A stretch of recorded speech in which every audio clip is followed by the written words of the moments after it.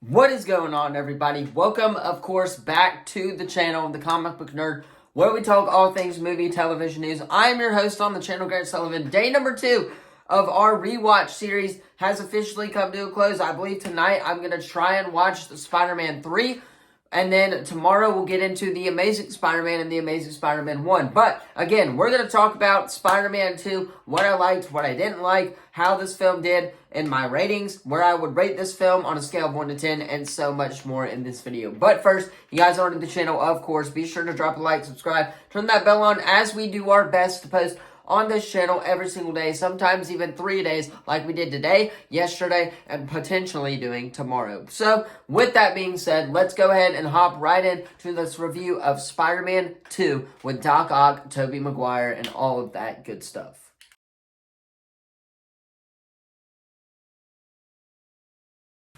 Alright, so the story of Spider-Man 2, I'm sure everyone knows the story of Spider-Man 2. Peter Parker gets a job at the pizzeria. He obviously gets fired. Then he goes to work at the Daily Bugle, and this is when it starts to take off as Spider-Man. He starts helping people. He's getting used to being Spider-Man now.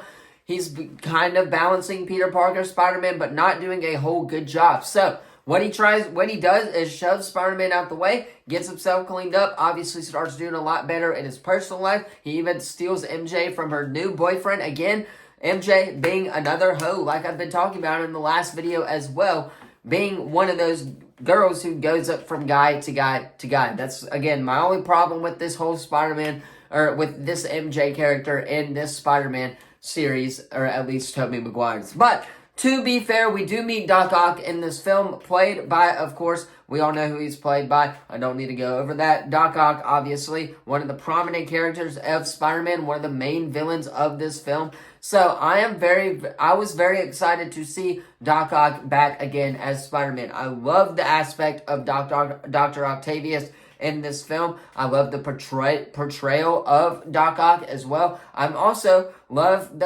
the growth between Aunt May and Spider-Man. It's part of the Spider-Man character, how you grow into being Spider-Man. You don't just magically appear as Spider-Man. You have to work towards getting used to it, right? You've got to balance your life and be Spider-Man. Of course, you got to balance your life of Peter Parker / Spider-Man. So I really liked how we got closer to Aunt May throughout this film through Uncle Ben. And then towards the end, of course, we get the reveal that he pretty much blames himself for Uncle Ben's death. Again, he should have been at the library studying. He shouldn't have been at that place. Who knows if he had actually went to the library, Uncle Ben may have still been alive. But that's the glory of Spider-Man. He learns from his mistakes, of course.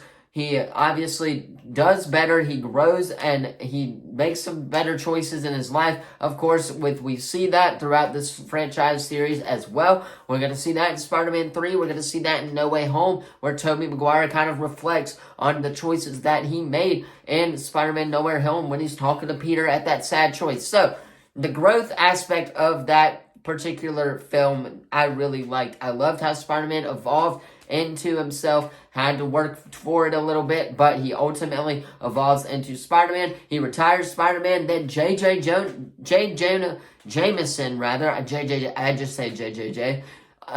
He basically forces Spider-Man to be back in action as well. He basically criticizes Spider-Man. Peter doesn't take that well. So, of course, again, he goes back, let me rephrase that. He puts on the suit once again, tries to prove everybody wrong. Of course, that's the whole goal of Spider-Man, is to prove everybody wrong, or at least prove JJJ wrong in the Spider-Man series as well. So, acting was phenomenal, though. Got to give credit to Dr. Octopus. Got to give credit to Spider-Man himself, of course. But the people surrounding Spider-Man, the rent guy, of course, everyone's favorite. I still don't know his name, but I know I watched it and I heard it throughout the film. The rent guy, the daughter of the rent guy, who was basically trying to get with Peter the entire film, did not. He had his eyes set on MJ the whole time. All of those aspects of the film were really, really phenomenal and really well done. Sony, congratulations. This is one of the few Spider-Man projects, regardless of the MCU, that was really, really well done, and you can applaud yourselves for that, because Sony, you did a masterpiece with Tobey Maguire, and I cannot wait to rewatch Spider-Man 3 with Venom and Topher Grace. Anyway, that's going to be all for this video. Let me know what you thought of my review in the comments down below. Don't forget to like, subscribe, turn that bell on. We do our best to post 3 times a week. I'm trying to be creative with more videos now for you guys as well. Trying to get back in the rhythm of posting videos more often, because we took like a 3-month sabbatical on YouTube because my computer broke, and now I'm just starting to realize that I can do it with the phone. So, with that being said, I'm going to hop off, get this edited. See you guys tomorrow. In tomorrow's video, we may watch Spider-Man 3 tonight and then give a reaction to that one tomorrow. But tomorrow, we're going to talk about X-Men 97. I haven't yet done my trailer breakdown for that, so I'm going to get on that, working on that. I'll have that video done and ready for you guys tomorrow. And, of course, a Spider-Man reaction as well. So, thank you all so much for watching. Hit that sub button. Leave a comment down below. Thank you all, and I will see you in the next video. Peace.